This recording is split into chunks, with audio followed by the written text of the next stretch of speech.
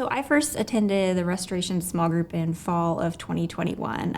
I had seen it mentioned a few times, but always made up kind of thought of an excuse not to go to it. I was too busy, or I couldn't make it here during the week in time, and I felt that I had already dealt with the sexual abuse that I had gone through when I was younger. So I don't know what I would gain from the group, but I just continued to feel the Lord's nudging, and so when I saw it advertised in the women's ministry booklet at church, I decided to join.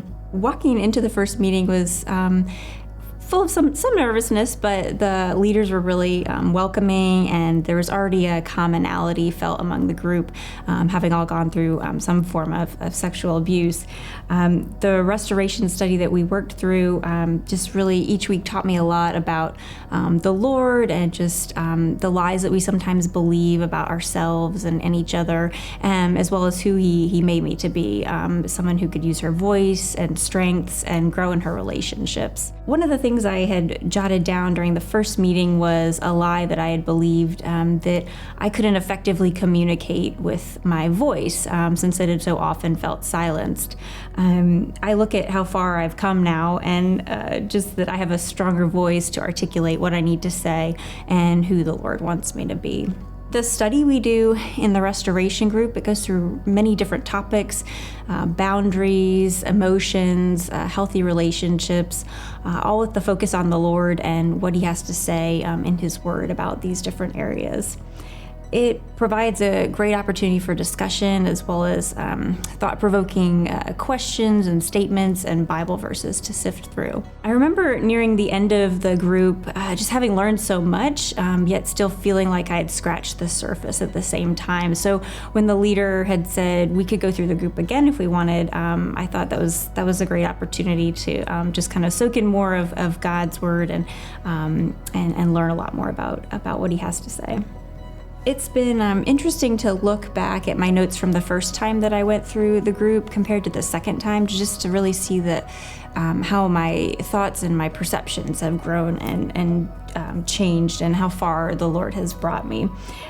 Dealing with the abuse that happened to me has felt like a long and continual journey, but I'm reminded of verse 71 in Psalm 119, which says, "It was good for me to be afflicted so that I might learn your decrees."